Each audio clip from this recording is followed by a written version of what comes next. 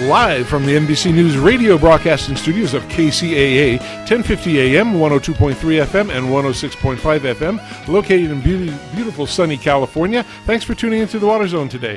I'm Rob Starr, along with our guest host, Miss. She's going to love this because she hasn't been on for a couple of weeks, Miss Ingy Bisconer from our micro irrigation group. So, how you doing, Ingy? I'm doing great, Rob. How are you? I'm doing good. I missed talking to you on air. I know I haven't talked to you in a couple of weeks, but I'm glad you're back on and doing the show. We got great guests. You have a great guest. I have a great guest, and I'm going to let you take it away and get us going. Yeah, thank you, Rob. We do have a great guest this evening. His name is Jim Lauria. He's with the Maisie Corporation, and he is otherwise known as a water evangelist. Ooh. And Rob, you know, say yes. Yeah, we don't. There isn't anything we'd rather talk about than water. So this is kind of like the perfect guy, right, to have on the show. Absolutely. Jim, welcome to the show. Are you there? Yeah, thanks so much, Ingy. It's always a pleasure to speak with you. And you're right. I do see things. Everything I look at, I see water involved with, and we'll talk a little bit about that as we get into the show.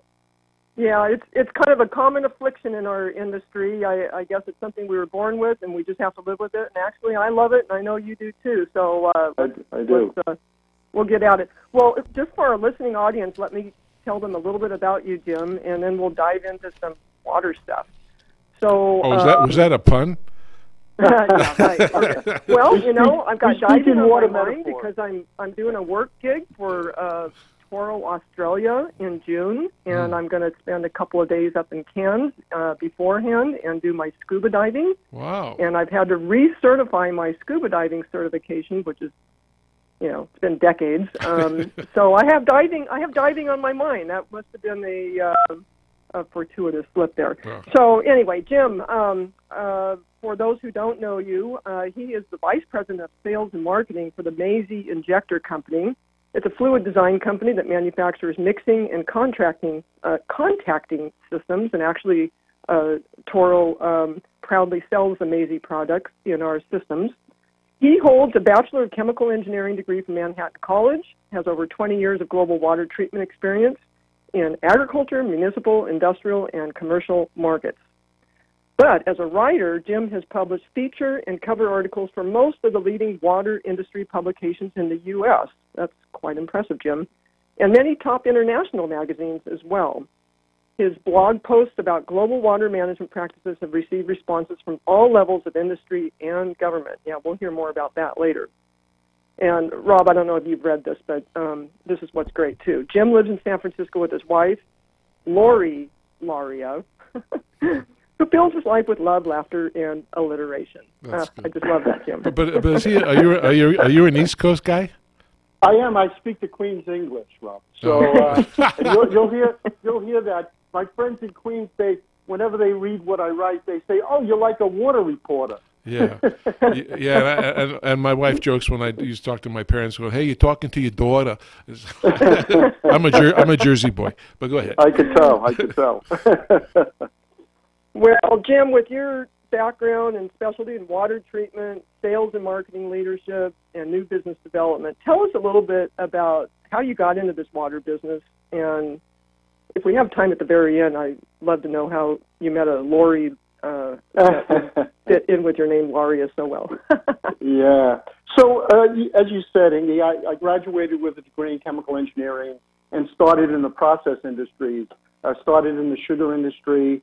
I had the enviable position when I first got into sales of visiting all the breweries throughout the world to make sure they were filtering their beer properly. And then over time, and I'd say within the last 15 years, I really started moving more into the water industry, dedicating myself to water treatment. And I was lucky enough to be able to travel around the world. I lived in Hong Kong for several years. I worked for Amiyad, an Israeli company. And as I traveled around the world, one of the things I really enjoyed doing was to benchmark the best water management practices that I found, and I started writing about it, first on Huffington Post, and now more recently on LinkedIn as part of their Pulse blog posts. And it's kind of taken off, and everywhere I go, I try and see what someone is doing to further the ability to recycle water, to, just kind of follow the process flow and understand where it starts, where it goes, and how we can better conserve and make that stretch every drop further. Yeah, well, that's perfect for the water zone because, Rob and our other co-hosts, Mike Barron and Paul McFadden in the past, we're always talking about a water ethic. We need more of a water ethic. So kudos to you for writing in that vein. And, recently I read the open letter that you wrote to President Trump that, advocated for improving our water systems, and that would help increase jobs, reversing decades of decline and ensuring a commitment to safe drinking water for the future of all Americans. And then at a recent Water 2.0 conference here in San Diego, you made the following statement, which I found very interesting, and I wondered if maybe you could comment on it. You say that support for water infrastructure starts and ends with funding. So it always comes back to money, right? Water is a money issue, water is a political issue, and funding for water projects is the will of the people.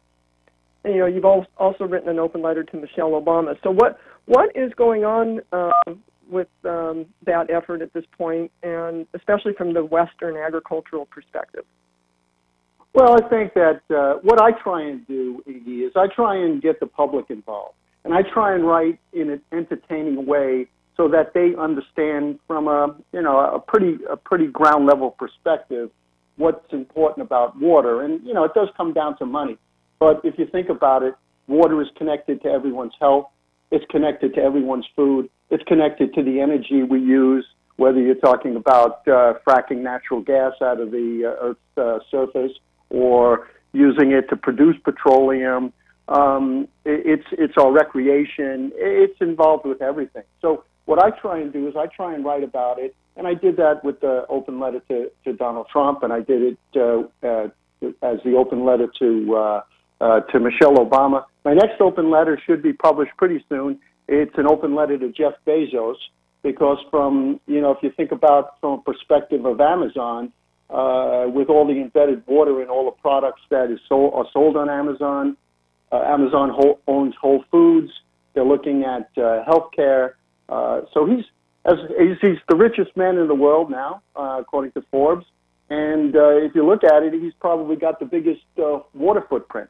So I try and get the people involved, the general public, to understand water issues so that they can go in a little bit more educated when they're going to either vote with their dollars or going to vote with their vote.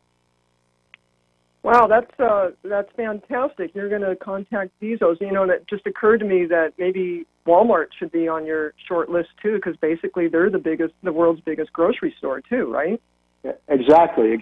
So that's been like my open letter series. So I started with Donald Trump when he was the president-elect. And then I went with Michelle Obama because a lot of the issues she championed when she was first lady were involved with water, food, healthy food, of course, veterans issues. There's quite a bit of her trying to help other people associated with water. If you really delve into it. Did they answer you? Sorry. That's what I wanted to ask too, Rob. The same wavelength. That was my exact question. Did you get a response? Neither one answered me, but I did get a lot of back and forth from people on LinkedIn through comments and engagement. And that's what I really wanted to do. I mean, it wasn't really an issue. It would have been great if they answered me, but it was more about engagement with other people, with the general public. And I got to say, it was pretty successful. The Donald Trump letter put me at the top of Water Online's guest column list last year, and it got quite a bit of a response on LinkedIn. So from an engagement and also from my strategy of getting to be a thought leader, it really helped. So I'd say it was a very successful campaign so far. Very good. Well, now let's dive into the book that you wrote a chapter in called Damned If You Don't. which is a collection of essays about how to execute change in the water industry. So you wrote a chapter, Industrial Watershed Management, a 21st Century View of Water Stewardship. Tell us about that, and as always, me being the Aggie, how this would apply to ag watersheds as well. Yeah, and I prepared especially for that, Ingy. So the idea about an industrial watershed is if you look at any kind of industrial process, whether you're talking about a brewery or a beverage plant or a pharmaceutical manufacturing facility or a farm, there's water coming in, there's water going out, there's water being used for the process.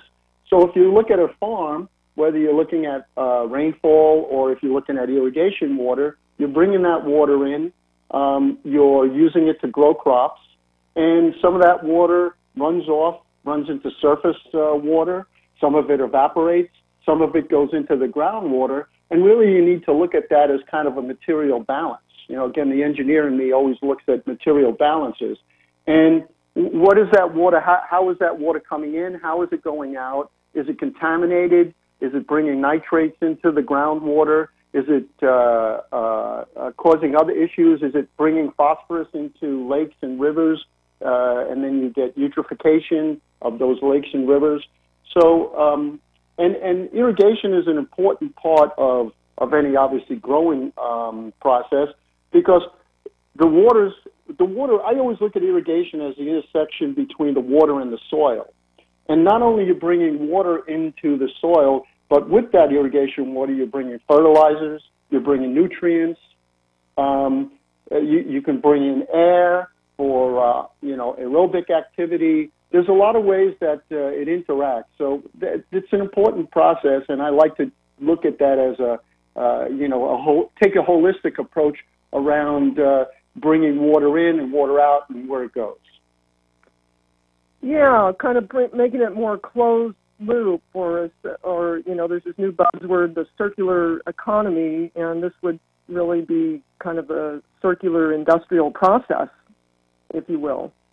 Right, and of course, if you think about it, especially in the West, you brought up the West Coast. We've been having, we had some rain the last couple of years, but overall, we've been in a drought period for quite a while. And really, it's about how do you utilize those water resources to the best, usage. And we're competing against industries that need water. We're competing against the general population that needs water. And so agriculture is a big player in the water market. If you read anything, 60, 70% of human use of water is for growing crops. And so it's always critical that we make sure that we manage it as well as we can. Yeah, and I'm glad you said human use, because those statistics, there's all sorts of different statistics on how much water is used. And, I think you're right that 50, 60% is used by humans. And we can't forget that humans need the environment in order to successfully live on the planet, so that water going to the environment is not wasted in any way. And right, exactly, and that's another competing factor. The environment is something that needs to make sure, and of course we need to send that water back to the environment in the best possible way that the environment can use it, and that's part of wastewater treatment and so on. Yes, and of course farms are often accused of using all the water, but actually they're growing food for people. So, of course. It all circles back to we all need to share it appropriately for moving the ball forward and everybody being healthy and having the highest quality of life possible. Exactly. Well, I'll have to read the rest of the essays in that, because that sounds like a great one. I have not read that, but I have read the next thing I wanted to talk to you about, this lessons from Leonardo. This is fascinating. What Leonardo da Vinci can teach us about water. And you call him the Nostradamus of the water industry, a man who saw into the future. Right, so, right. Those who know who Nostradamus is will be intrigued, as I am, to know how does this 500-year-old superstar help us with modern-day water and irrigation challenges. So tell us a little more about that, and when you're going to be, ready to take that story public. Well, well, it's pretty. I'm pretty far along with it, Iggy. You know, it's. I've got some people that have already asked me to give the presentation, and we'll talk about that shortly. But basically, I read Walter Isaacson's book recently. Say at the end of the year, it just came out. Da Vinci's been in the news quite a bit because of that. Also because they found the famous painting that they attributed to him that sold for $500 million, $500 million. But I read the book, and being a water guy again, I'm always looking at it, and it was amazing to see that Leonardo da Vinci had a lifelong love affair with water. If you look at his paintings, from the early painting of the Arno River Valley, very peaceful river in the background of his painting, his first painting, right till the end when he passed away, when he died. Just before he died, he was drawing the deluge drawings, which showed water in its very turbulent nature. And all through his life, he looked at inventions. He came up with the concept of scuba diving equipment. Right. Scuba diving. I have some notebook drawings that show he came up with that concept. Submarines, and so when I read Walter Isaacson's book, I went through it. Some other things I read about Da Vinci, and I extracted all the things that I felt he really said about water, his study of water, his notebooks about water. And one of the things I like to share, and it kind of ties with the industrial watershed complex, was that he looked at all systems as in organic systems. He did a lot of anatomy study, and he saw the human body as a microcosm of the outside world, so the hydrological cycle. And also, if you think about it now from a water treatment, municipal water treatment standpoint, you've got the heart, which is the center of pumping, and so you've got the big pumps that are being used. You've got the lungs, where you've got aeration technology, putting air and dissolved oxygen into water to improve the process. You've got reverse osmosis systems that very much look like kidneys, the way they filter water and impurities out of the water. And then from the sensor side, he was very big into optics. You've got optical turbidity measurement. He talked about acoustics.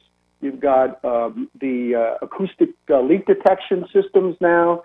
So I kind of extracted that. I have 6 lessons around that, and we don't have time to go through all of those. But at some point, I'd like to present them because I think it's fascinating to see from his notebooks to what we currently have in water, where he's come 500 years. It's quite fascinating. Yeah, that's amazing. He was seeing it as a holistic system. Planet Earth, the body, water, just as you were speaking before in the industrial watershed. Well, exactly. Maybe we can bring you back on when you're ready to go public with this presentation and just devote the show to that. That'd be a lot of fun.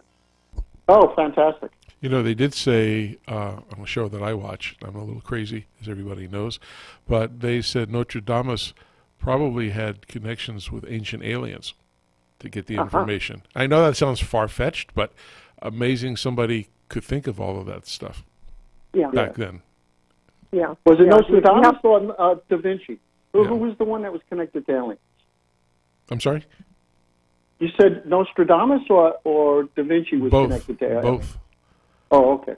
That they got visions and things. That was on I guess I'll call it a science fiction show on cable, but it was pretty interesting on how they came up with that idea and how did these people way back then know about things like this. I mean, Da Vinci was incredible, all the things that he invented. Same with Nostradamus, all the things that he saw. My personal opinion, Rob, is that the way he connected to it was he studied nature. I mean, he tapped into nature. He was such an observant person. That's how he came up with the idea of a helicopter. He looked at the elm, you ever see the elm seeds floating down. Mm-hmm. I think that's what he tapped into. That's my personal opinion. That's interesting. Yeah, I definitely want to bring you back to do it. Definitely want to bring you back and have you go through that for the whole show. I think that would be awesome. That would be awesome. Well, listen, with the couple of minutes we have left, tell us a little bit about Angelo Maisie, the founder of the Maisie Company, and the article "Food and Water: One Man's Vision" that you wrote, and if there is time about CAIA, but we may be out of time for that. So take it to the end, Jim. Yeah. So Angelo, he started the company in 1978. We just celebrated 40th year of Maisie Injector Company, and he started by putting in chemicals into irrigation lines. He thought of a better way using a Venturi injector, which was an offshoot of something from Leonardo da Vinci, which is interesting. Giovanni Venturi. Yeah, it's pretty interesting. Giovanni Venturi was a disciple of Leonardo da Vinci. And he discovered that, and he built a company around it. And it's homegrown technology. He got his engineering degree from Fresno State. He's a local Bakersfield person, a farmer, and just a real innovator, powerhouse of innovation, and continually to this day coming up with new products to enhance irrigation practices. He's come up with proportional fertigation equipment that's just about to be released. We've come up with some ejection products that can put air, dissolved oxygen into water to help with the root zone, better aerobic activity at the root zone. So he's a pretty impressive guy, and so it's a pleasure to work for somebody that has that vision and is always thinking about how we can make a product that's going to help the farmers, how we can make water better. We're putting ozone into pools and spas. We're putting ozone into drinking water. We're treating wastewater for both municipal wastewater and industrial wastewater. A wide range. It's fun to be an engineer working there because I get to touch all these different processes and these different market sectors that have an interest in using products that can make them more efficient. It is amazing what he invented. For the listening audience, I mean, he basically invented a gadget that pumps liquids without having a pump. Go figure. Mm-hmm. How did he do that? Exactly. Well, Jim, thank you for joining us this evening. We'll bring you back on as soon as we can, and we'll talk a little bit about the California Ag Irrigation Association as well then. But I think we're out of time, Rob, or do we have another moment? No, we got to go. We got time for commercials and get the next guest on. Well, it's been my pleasure. So if anybody wants so to learn more about Jim, invitation. he's on LinkedIn, Jim Laria at LinkedIn. Thank you, Jim, for joining the show. Great, thanks, Jim. All right, we're going to take a little break. We'll be back in a second with our next guest, which is a gentleman running for California governor, Travis Allen, and it's non-political, but he's going to talk about water. We're going to drill him. So here we go. KCAA Loma Linda, 1050 AM, K292FQ Riverside, and K293CF Moreno Valley. If you knew there was a pipe cement that works better than the one you're currently using, is better for you and the environment, and costs the same or less, would you buy it? No brainer, right? Well done. The trusted leader in solvent cements for over 60 years is pleased to introduce a new line of solvent cements that does all that. Introducing the ECO series line of solvent cements for PVC piping systems. Not only does it work great and set fast, it also has 30% lower solvent emissions and less smelly fumes. A better workplace environment when you're installing pipes. But don't just take our word for it. ECO series products are the only solvent cements that are Green Seal certified for environmental innovation for effective performance, improved working conditions, and for use with potable water. Now available in a medium-bodied fast-setting blue formula 905 ECO and a regular-bodied fast-setting clear formula 900 ECO. Pick up a can today from your local distributor and see, smell, and feel the difference, just like Joe Sweat, president of Sunrise Irrigation, did. He said, after using Weldon's 905 ECO, we immediately noticed the application was smooth and there was noticeably less odor than other blue solvent cements on the market. The guys love it. To learn more about ECO solvent cements from Weldon, visit the website at www.weldon.com.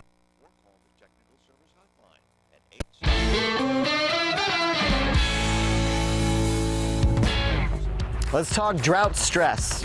No one likes burnt plants or grass, especially your customers.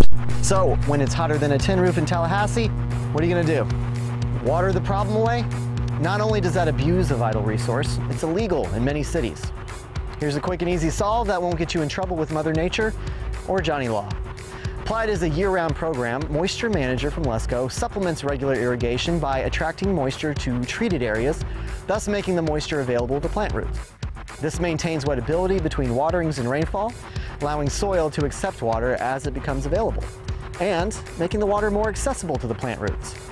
Boom! More green, less watering, and a great new reason to see your customers on a recurring basis. With Lesco Moisture Manager and Site 1, high heat is no sweat.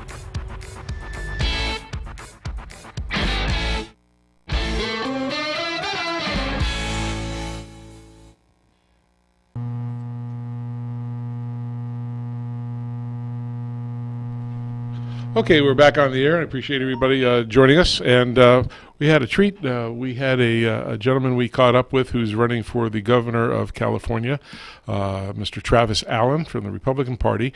Just to predicate this, we're not getting into any political questions and things. We just wanted to talk about water and see where he stands. We also invited Villaraigosa and Newsom and Cox, and we're waiting for responses from them before the little election comes up. So Chris Davies and I had the opportunity of speaking with him the other day. So here we go.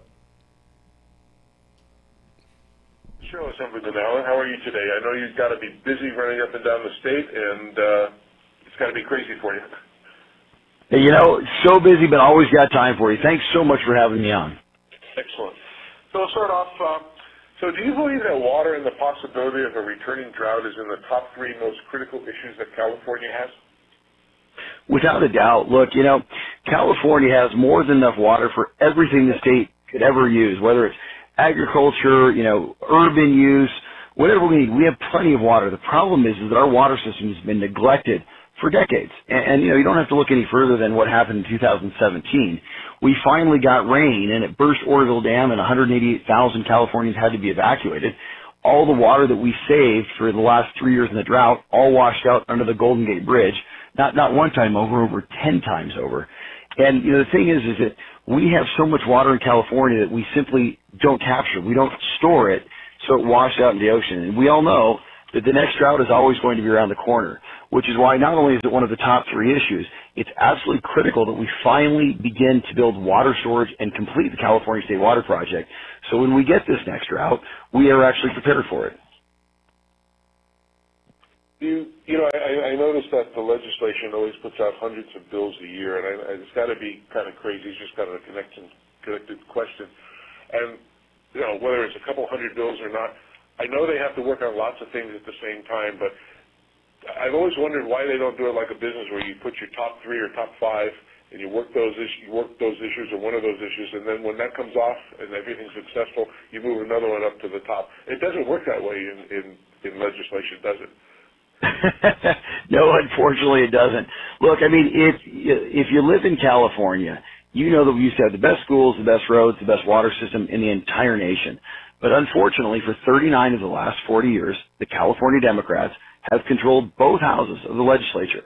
So think about this. Every year except for one of the last 4 decades, the Democrats have controlled the Senate and the Assembly, which means that literally they could have fixed any of these problems in the state anytime they wanted to over the last 4 years, but they didn't. And now we have, you know, some of the worst roads in the nation, second worst in the nation with the worst in the nation traffic. Our water system is crumbling. Our schools, you know, our kids are 46th and 47th in reading and math. And you ask yourself, why don't they simply run California like a business? And the answer is, we don't have the right leadership. And that's exactly why I'm running to be the next governor of the state of California. So not only we can run California like a business, but so the legislature can actually start to pass laws that make sense for Californians, as opposed to making our lives more difficult and more expensive. Yeah, you know, Travis, this is Chris. Let me frame this next question sort of in the theme of our listener call-ins.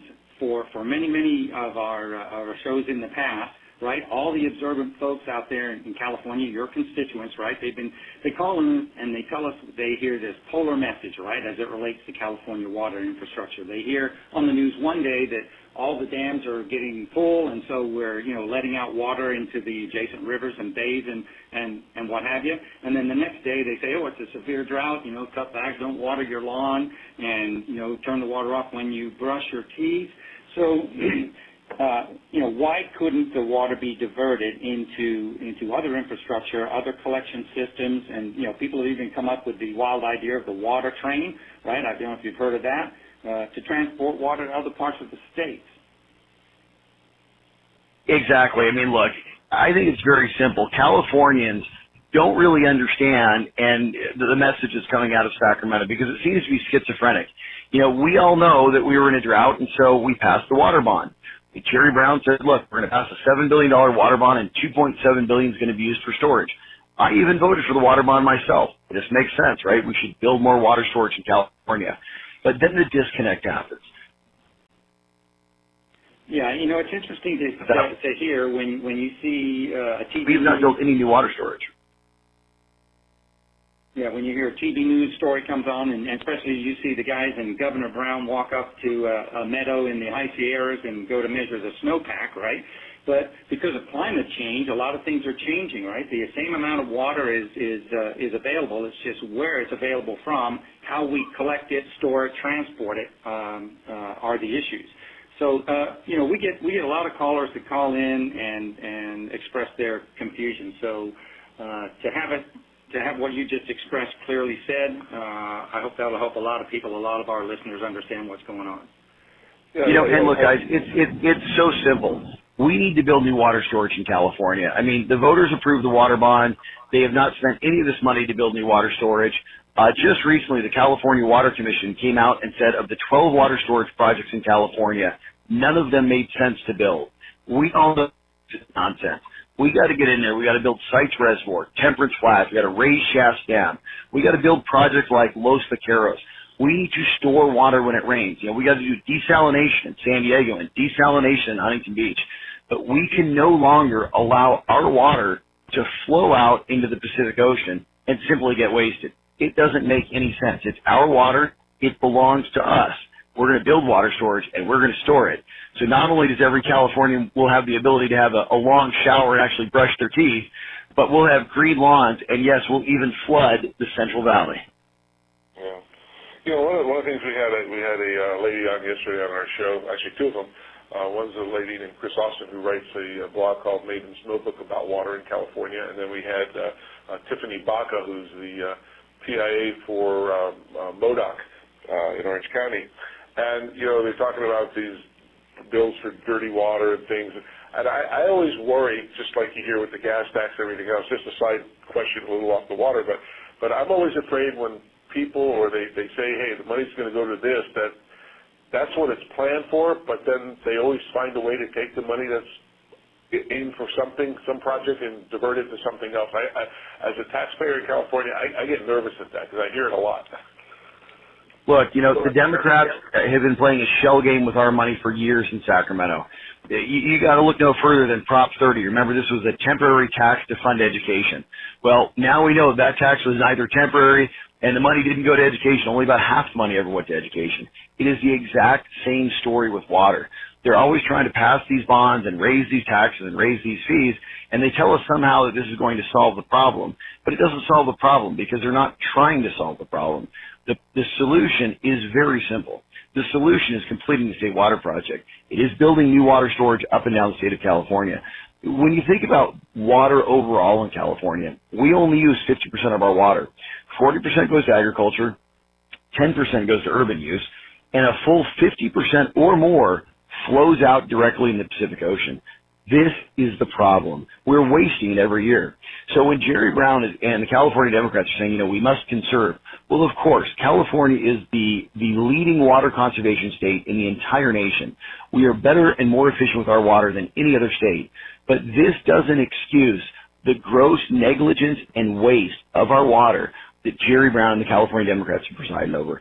This directly speaks to the truth that we must build new water storage. We must be able to store this water when it rains. And think about what happens when we do that.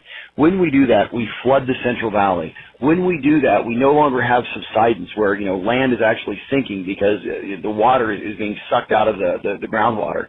And we won't have groundwater contamination because we'll be able to replenish our aquifers. This is exactly what we got to do. But in order to do this, we need a governor who has a very clear vision that this water belongs to us, and we are going to store it when it rains. Yeah, it's got to be done. I mean, we just see it here in Southern California. I mean, you're from Orange County, and you see it every time it rains. All that water just goes away. We don't collect a whole lot of it. Anyway, water exports from the Sacramento San Joaquin River Delta are much less reliable than they have been ever. This condition has caused the fisheries to drastically continue to decline. How do we address this, or how should it be addressed? We turn on the pumps. So listen, when I say we complete the California State Water Project, I don't mean that we steal the water from the north. We absolutely do not build the Delta tunnels. Those will never get built. They're far too expensive. We build new water storage up and down the state, and we store it. But what's critical to the Delta is to understand the Delta can already work. There are pumps in the Delta that are designed to take the water and send it through the Central Valley, and yes, even some down to Southern California as well. But the Democrats have not allowed these pumps to be turned on because they're so concerned about this tiny little pinky-sized bait fish called the Delta smelt. It's not even indigenous to the state of California. They have been turning off our water for years and not allowing these pumps that are already in the ground to operate because they say it kills fish. Well, let me tell you something. They have stopped the pumps from working, which means the Central Valley and Southern California are not getting this water, and it's being wasted into the Pacific Ocean, and this fish has not thrived. This fish has actually declined in population despite all of these efforts of the California Democrats to take away our water. The answer is very simple. These pumps must be turned on. We must allow the Delta to function. And there is no sense in allowing this water to be wasted. Because if it wasn't the Delta smelt that they're worried about, they would pick something else. It's these extreme environmentalists that are somehow using this radical policy agenda to take our water from us. And there's no way we can allow them to win. This water belongs to us. It's our water. And those pumps absolutely must be turned on. Yeah, that's great. Travis, maybe this is a good time to inject a question on your how you feel about Prop 68, right? That's on the ballot. Just a ballot measure to protect our water, natural resources, and parks. So just focusing on the water side of it. Right, everybody, all the scientists keep telling us about the effects of climate change and how it's going to force us to look at our infrastructure, our water quality, groundwater solutions, all the other things that that are happening. We all see the news reports of hotter, drier weather, and then we see the floods and the mudslides after excessive rains. So how can the state accelerate those projects? I mean, constituents in the state's been waiting a long time. Heard a lot of people talk about water infrastructure improvements and all that stuff. So how can the state begin to accelerate those projects to maximize the regional water sources in the areas, replenish groundwater basins, increase water recycling, invest in flood protection, all those things that are in Prop 68? Yeah, listen, Prop 68 sounds great on the surface. It's for our parks, it's for our water. It's all more lies and nonsense from Jerry Brown and the California Democrats. We don't need more indebtedness. We don't need another bond putting Californians further in debt to do what we should already be doing. This is the myth, the false narrative that Jerry Brown has been telling voters since he was elected in 2010. Let me explain. In 2010, when Jerry Brown became governor, the state's general fund was $86 billion. Today, the general fund stands at over $138 billion. That is an increase of over $52 billion, or 50%, since Jerry Brown got in office. That means the California government is taking 50% more money out of our pockets than it was just 8 years ago. We don't need another $4 billion bond at the state level. What we need to be doing is spending our existing tax revenue better. The answer is very simple. You do not need Prop 68 to increase water supply, to have great parks in California, to increase water reliability, to replenish the aquifers, to take care of groundwater contamination. What you do need to do is you need to use the existing tax revenue that Sacramento already gets. but use it in a way that is materially beneficial to Californians as it relates to our water. And we can absolutely do this. Think about this. An extra $52 billion in the last 8 years that Jerry Brown now receives every single year. That is your tax money. Don't let Jerry Brown tell you that he needs another dime of your money, because they don't. The California Democrats have never seen a bond or a tax that they didn't like. And their story is always the same. Just send us a little bit more money and we'll solve all your problems. We know it's a lie. It's a tired story. We've heard it before. You got to vote no on Prop 68, and we will use the existing money that we already have and run California like a business and actually deliver on the water promises that the California people need. That's new water storage. That's clean drinking water. Yes, that's beautiful parks. And yes, that's, great streams and rivers throughout the state of California. You don't need another $4 billion of debt to deliver on that promise. We'll harken back to one of Winston Churchill's famous sayings, right? The government can't give you anything it hasn't already taken from you. Very, very true. I think Jerry Brown might have that written up on his wall. Yeah, and I know taxpayers are getting a little tired and leery every time they talk about fees and taxes. And, like I said, for me, I worry about, is it really going for what we all think it's going for, and does it get diverted away? Water slipping back to a pre-drought level, even though California conserved water heroically, and I give credit to the water agencies who really did take care of education and rebates and things to help the public and achieve that. Even though we know there was lots of water agencies who were suing the state because they had an abundance of water, and they were told they had been conserving way before that, and they were told they can't touch their own water. But be that as it may, what legislation is currently in process or should be proposed to increase water efficiency standards in the cities and in agriculture? I will tell you right now, no legislation that you're going to get through the California legislature will be beneficial for California's water.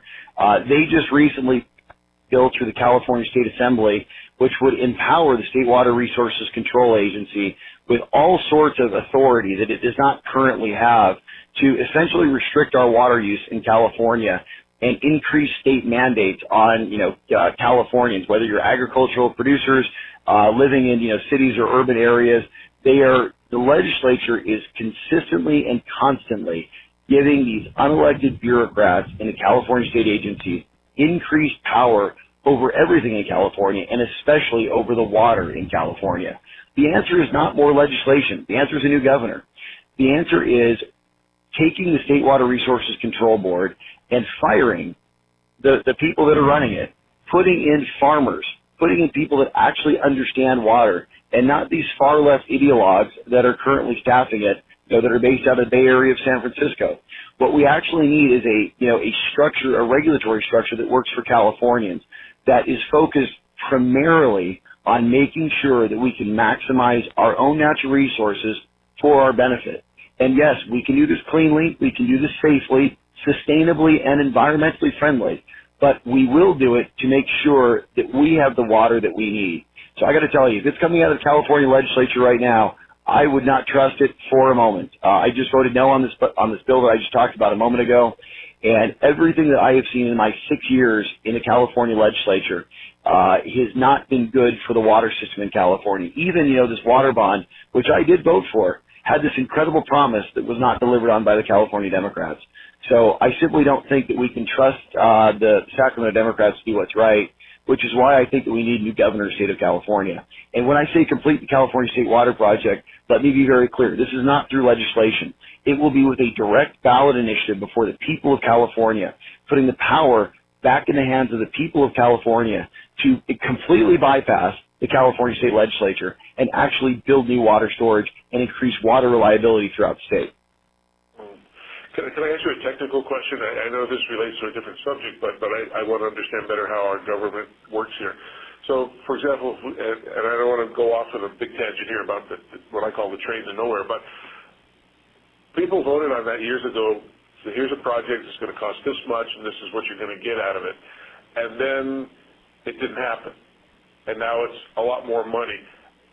Yet the people don't get to vote again on that and talk about it, right? Is that the same problem that we'll have with all these other types of bills? That is exactly right. Look, this is how Jerry Brown's government is set up. This is how the California Democrats want it in the state of California. They want to put something on the ballot or through the legislature that sounds palatable to the voters of California. And once they get even the hint of a sign-off by the California people, they've twisted it into something unrecognizable. To give you an example, the one you just brought up about the high-speed rail, which I've already promised in my very budget as California's next governor, we're going to completely defund it, return all the money back to California taxpayers. It will not ever be built. But the story is this. The high-speed rail started out as a $9.95 billion bond. The project was supposed to be $45 billion, and it was supposed to link, Los Angeles and San Francisco. Now it's over a decade in terms of being overrun. So the completion date has been pushed out well over a decade. The price tag has gone from $45 billion to over $77 billion, and some estimates have the price tag at over $100 billion, and it doesn't stop there. There's practically nothing built of this yet. All it is yet another way to spend more government money on a project that Californians don't need. And this is the problem. This is why you actually the legislature in the state of California. When I tell you the Democrats have run the legislature for 39 to 40 years, you start to understand that this is why we have the nation's highest income tax, highest sales tax, one of the highest corporate taxes, and yes, even a gas tax that you didn't get a chance to vote on. So the answer is you need to bypass the legislature. You bring this back to the people of California. You pass a ballot initiative to complete the California State Water Project, and then you have a governor that is willing to fight in court because, believe me, all of the extreme environmental groups will sue over this. You look at the National Resource Defense Council, George Soros, the Sierra Club, and all of those other groups will then try to sue to stop this in court. You will need a governor that is willing to stand up in court to fight for you to make sure that the will of the California people gets done, and we deliver on the promise on budget and on time of building new water storage in California. Wow. There are a ton of challenges that California faces, for sure, Assemblyman Allen. But I'm going to ask a question, sort of a little thorny one here, and it's been a subject in the last few shows for us, especially with Chris Austin from Maven's Notebook, who has been on the show, and that's the issue of contaminated groundwater. So, all of us have been exposed to the reports, and it is estimated that about 1 million Californians don't have access to clean, safe drinking water. What's the state doing, or what would you do to solve that critical situation? Look, again, this is yet another problem that's been created by Jerry Brown and the California Democrats. I mean, if you're hearing this common theme, it's because it is the truth. And this is the only reason we're in this current situation that we're in, because the Democrats have not delivered on their promises. We have some terrible drinking water in certain parts of California. The only solution for this is more water storage. If we have more water storage, we can replenish our aquifers. We can clean up our water supplies across the state of California. But what it requires is more water to do it. And it comes from an abundance mentality, not a scarcity mentality. The Democrats want to try to tell you there's not enough of anything in California. So you have to scrimp, and you have to save, and you have to conserve, and you have to turn off the tap when you brush your teeth, or, kill your front lawn, or don't wash your car, or take a shorter shower. I mean, remember, Jerry Brown told you that if you see your neighbor washing his car on a Sunday afternoon, you call the water company and you get him fined. This is not the state that we need to live in. California has more than enough of everything. And how we solve the contaminated drinking water issue is how we solve the rest of the problems regarding water in California. It starts first and foremost with more water. When you store that water, you can then allow that water to replenish the aquifers. It goes back into the ground. It cleans up naturally all of these aquifers, and it gives us more water to deliver across the state of California. And notice the difference in thinking. It comes from an abundance mentality, a deep economic understanding that we have more than enough of all the natural resources that we could ever use in California. We simply have to use them. And when I say use them, I mean cleanly, safely, sustainably, in an environmentally friendly way, but we don't waste them. And what's been happening is we've been wasting our water. It's been draining out in the Pacific Ocean, and it has resulted in a ton of problems, not the least of which is contaminated drinking water for 1 million Californians. But there's a simple, direct solution, and that's exactly what we're going to do.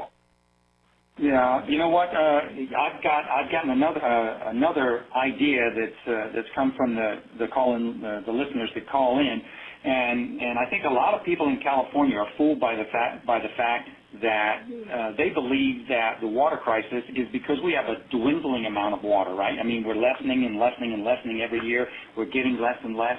But that's really not true. I mean, there's no pipeline that comes, there's no pipe that comes from outer space and delivers more water to the planet Earth, right? I mean, the same water that's here today was here, millions and billions of years ago, and it just gets recycled. So a lot of people in California call us and say, well, we don't have enough water, it's running out, and all that kind of stuff. It's really not true. It's absolutely not true. And look, a lot of the alarmists want to talk about sea level rise and all of these things that there's no accurate science to say that that's even a danger in the state of California.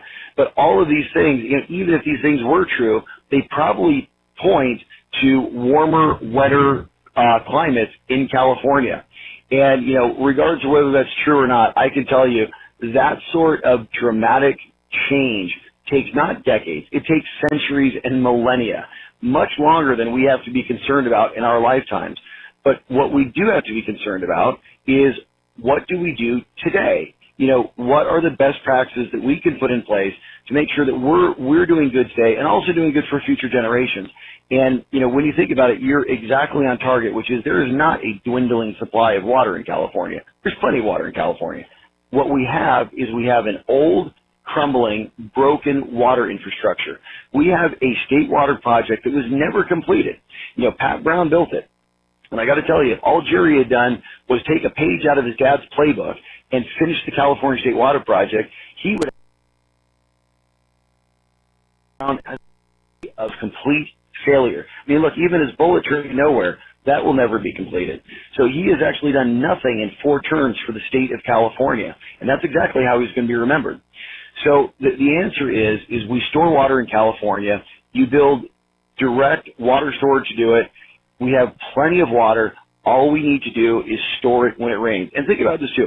When we got these historic rains that we just saw in the last year after we had that terrible drought, they were actually releasing water from many of our water storage reservoirs and dams.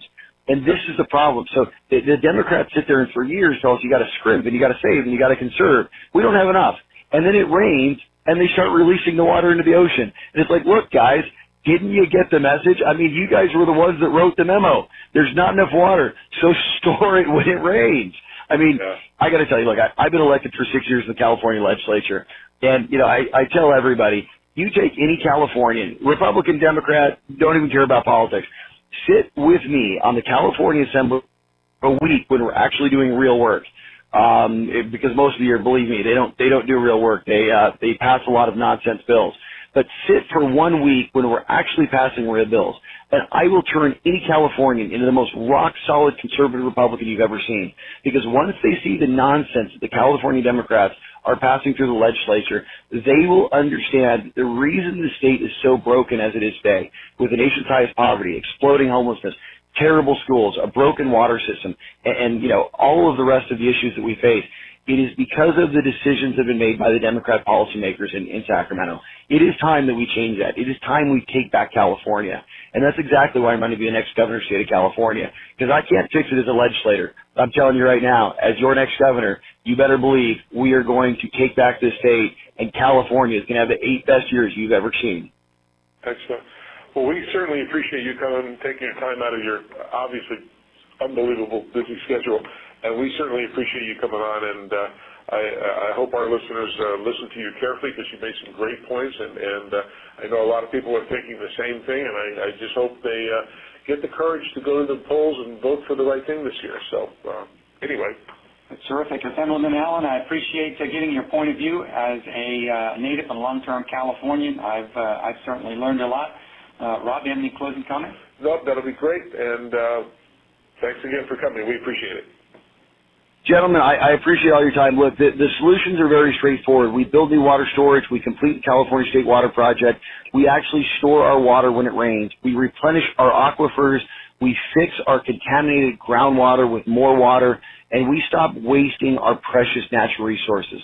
Instead, we start using them for the benefit of every single Californian, for drinking water, for brushing your teeth, for taking longer showers, for having a green lawn in your front yard and your backyard, for flooding the Central Valley, and finally giving the Central Valley, the richest agricultural area in the United States, the water that it needs so we can have more fresh fruits and vegetables. These are the easiest solutions in the world, but what we need is leadership to get them done, and that's exactly what I'm going to do as your next governor. So if you like what you're hearing, go find me on the web at jointravisallen.com. Find me on Facebook at Join Travis Allen. Get out there and vote on June 5th, and let's go take back California. Excellent. Well, good luck on the election, and again, thank you for joining us.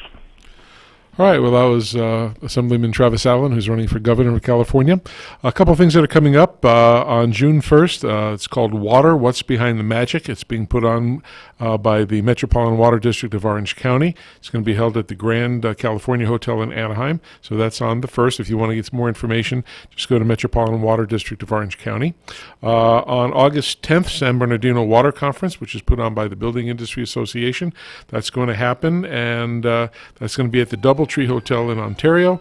And then one other event coming up in August is the Water Education Seminar at Santiago Canyon College. That's being put on by the American Waterworks Association, and you can go ahead and contact them. So I think that's it for today's show. I hope everybody enjoyed that. We'll join you next week, and you all have a great time. And remember, the most important thing to do is think blue. Good night, everybody.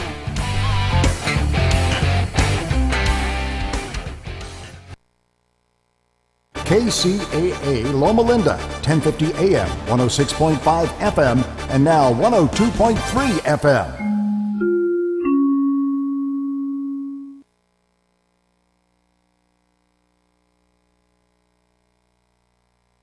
This is Joe Lyons. Riverside Municipal Airport would like to now honor every American who has made the ultimate sacrifice in our armed forces. May 28th is Memorial Day, and we remember Army Private First Class Leonard M. Kravitz, who served his country above and beyond the call of duty.